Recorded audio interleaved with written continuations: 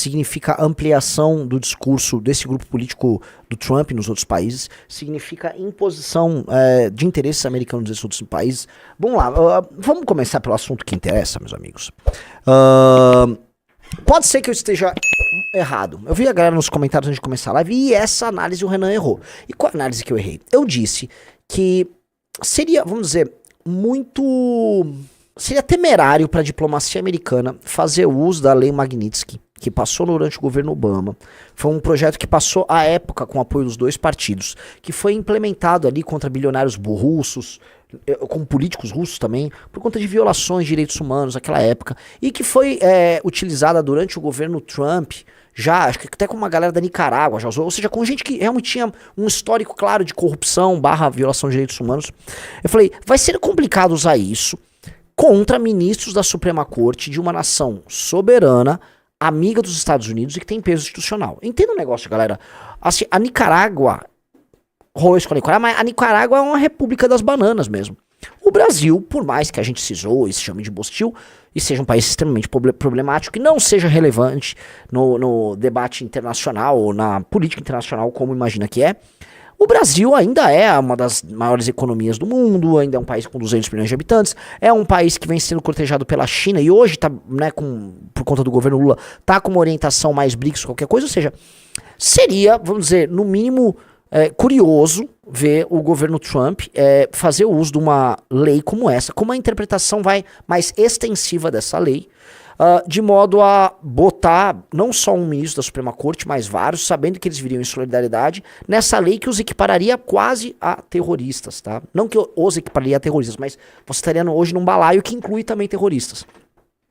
Mais do que isso geraria um precedente muito perigoso para os Estados Unidos, em que o governo em questão, o governo americano no caso, ele passaria a atacar, vamos dizer, adversários políticos desse governo em questão, né, ou adversários dos seus aliados, em nome das pretensões políticas do grupo que está ocupando a Casa Branca, né.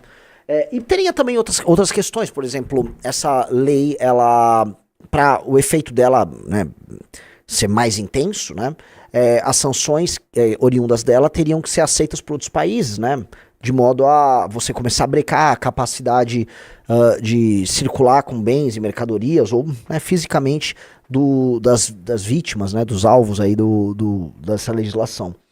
Então, eu não acho que isso vai acontecer.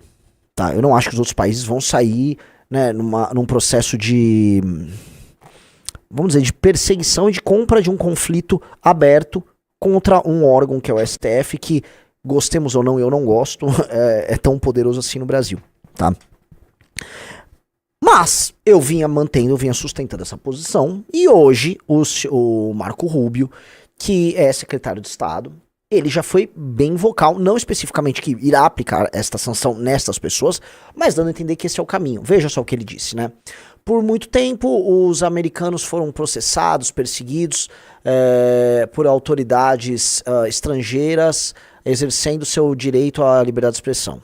Hoje eu estou anunciando uma restrição dos vistos, uma política de restrição de vistos que vai ser aplicada para, vamos dizer, funcionários oficiais e pessoas que estão, vamos dizer, envolvidas com censura a americanos. Liberdade de expressão é essencial para o American Way of Life, né, o estilo de vida americano, um direito de nascença que nenhuma autoridade governamental estrangeira pode, vamos dizer, esbulhar, vamos colocar aqui em tradução livre, né? Aí ele prossegue, né?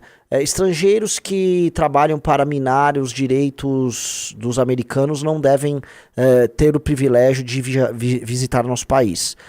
Seja na América Latina, seja na Europa ou qualquer outro lugar, os dias de um tratamento passivo para aqueles que trabalham para minar os direitos dos americanos estão acabados, tá? Cara, ele falou, vamos colocar aqui, ele foi bastante vocal sobre o que ele pretende fazer, isso envolve vistos, ele ainda não citou o nome, e para isso ser oficializado, o Donald Trump precisa emitir esse decreto, que utiliza a lei Magnitsky, porque se eu não me engano, a lei Magnitsky ela é invocada através de um decreto do presidente da República, né, o presidente Trump no caso. Veja, Tem muitos elementos aqui. Ontem eu fiz um cara me chamou de galeão com bica, o outro cabelo de cocota de poleiro velho. Ah, galera, assim, eu vou manter esse cabelo aqui até o final da live sim, tá? Eu poderia chamar de microfone. Só se eu virar aqui pro lado vai perder a graça. Vou manter ele aqui. Eu falei, ontem a gente fez uma live, né? E assim, o nosso querido Mídia BH trouxe alguns pontos interessantíssimos pra agregar nessa história. O primeiro ponto que ele trouxe foi o seguinte: olha, isso aqui me parece algo que transcende a questão do Bolsonaro e envolve a guerra que envolve as Big Techs. O próprio governo brasileiro e o STF acusou o golpe dizendo que, na verdade, isso aqui é uma tramóia das Big Techs, dado que o governo brasileiro e o próprio STF pretendem regular as redes sociais no Brasil. Portanto, houve uma movimentação no sentido de regular as redes sociais, mas essa movimentação, que já era antiga, surgiu como resposta por conta das movimentações da Lei Magnitsky, e agora eles estão comprando isso, ou não, o governo americano já sabia que eles estavam se envolvendo nisso, já sabia que tinha este problema, já sabia que houve a censura ali contra o X no final do ano passado, envolvendo o Elon Musk, né, bloqueio de contas e tal, e de fato isso é uma cruzada de linha que o Xandão fez, bastante complicada, tá? E aí eles não... eles entraram numa guerra que transcende a questão Bolsonaro e que envolve aí sim o interesse dessas grandes empresas americanas, e como muito bem observou o Mídia BH, isto significa soft power nos outros países, significa ampliação do discurso desse grupo político do Trump nos outros países, significa imposição de interesses americanos nesses outros países, venda do próprio projeto cultural norte-americano para esses outros países, tá? Ou seja, defender as Big Techs é defender o interesse norte-americano, e pode estar se transformando não só em política de governo, mas como em política de Estado, tá? Porque a gente tem que se lembrar uma coisa, tá? Os americanos, quando falam muito em levar democracia e liberdade para os outros países, eles também estão dizendo, tá, que hoje democracia e liberdade, na contemporaneidade, se dá em termos muito americanos. O que é uma imprensa livre? Uma imprensa livre em cujos jornalistas são formados através de estudos, fundações, com dinheiro de ONG norte-americana para ficar fazendo, né, política externa nos outros países, uso das redes sociais, que são dadas através de regras feitas por empresas norte-americanas. Tudo isso, né, faz com que a ideia de que os Estados Unidos estão levando liberdade e democracia para outro país seja, no fim das contas, levar a liberdade e a democracia dentro dos termos muito americanos,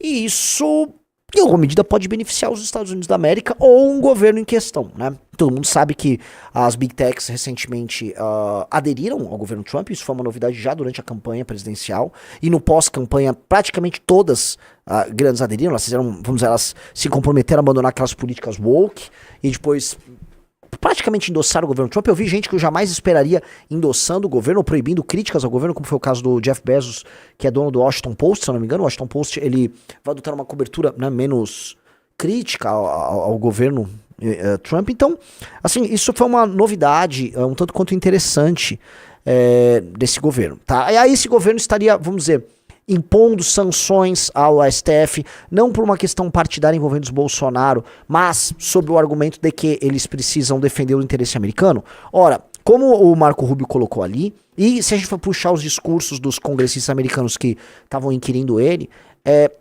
um tema central era liberdade de expressão, empresas americanas e cidadãos americanos que estariam tendo seus direitos violados por conta do Alexandre de Moraes e da Suprema Corte Brasileira.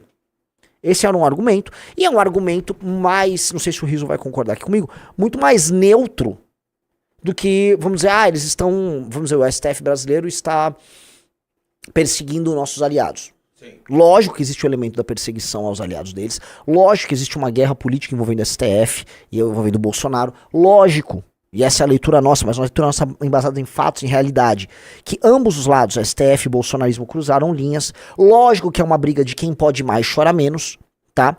E por enquanto, nessa briga do quem pode mais chora menos, o STF vem chorando muito menos. Quem vem chorando são os bolsonaristas. Como o STF vem chorando muito menos, e na guerra interna, dá pra cravar que, né, nesse curto barra médio prazo o STF venceu e vem vencendo, o bolsonarismo está apelando para os Estados Unidos, e aí talvez entre num cenário em que o STF passa a chorar mais, tá? Mas isso significa que o STF choraria mais e o bolsonarista choraria menos? Esta é a pergunta que fica. Não sei, me parece que não. Mas, tá? Conhecendo a política externa americana, esses anúncios que vêm sendo feitos pelo Marco Rubio, eles vão muito numa linha, que é o que eu sinto, de colocar os termos de uma eventual negociação. Né? O governo Trump e o estilo do Trump, o próprio livro de negociação do Trump são todos nessa linha. Você vai, joga um problemão na mesa e obriga o adversário a sentar para você fazer uma composição. Então o governo americano passa agora a jogar na mesa uma arma, um problemão pro STF. Não um problemaço como vendem, né? Porque essa lei Magnitsky, no caso, ela... por enquanto, dado que aparentemente o Xandão e outras autoridades ali não dispõem de muitos bens nos Estados Unidos, não seria agora um impacto, eles deixariam de viajar pra lá e tal, beleza?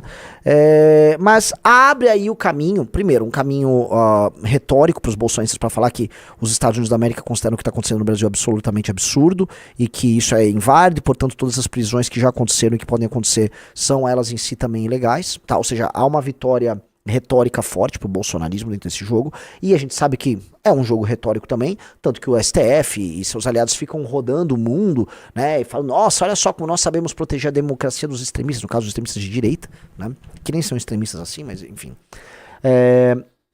E o STF, no caso, e o governo americano, no caso, também cuidaria ali dos interesses das suas empresas. Olha só, se eu for falar do interesse puro e simples e conhecendo a natureza do Trump, os aliados diretos dele, no caso, essas empresas de Big Tech, a turma do Elon Musk, etc., esses caras valem a pena brigar. Por eles vale a pena brigar. E o caso brasileiro, como muito observado pelo Mídia BH, e aqui eu tô parafraseando muito Júnior Ramos e Mídia BH, tá? Quando eu vejo que outras pessoas estão com mais razão do que eu numa discussão, eu reconheço aqui e até faço a citação. Eu acho que faz muito sentido para eles comprarem essa briga, dado que o Brasil pode abrir um precedente nessa questão da regulamentação das redes sociais, com uma regulamentação draconiana que é diferente até da europeia. Citam muita regulamentação europeia, mas não é igual à europeia. Então, com uma regulamentação draconiana dessas, e o Brasil aliado aos BRICS, gerando esse problema para as Big Techs norte-americanas, eu acho que essa briga, isso passa a ser um campo de batalha válido, muito válido para os americanos. Tá? Naturalmente, isso pode também significar a ajuda de um aliado direto, porque não há como negar que os Bolsonaros são aliados e amigos dos Trump. Tá? Meu feeling, eu sou da tese que o Trump não compraria um barulho, uma briga diplomática muito grande, apenas por conta do Bolsonaro. Compraria por conta das Big Tech apenas se essa questão, vamos dizer, se o Brasil for realmente um palco de um campo de batalha de algo muito maior, né? É como se o Brasil fosse o estopim de um processo de enfrentamento global muito maior.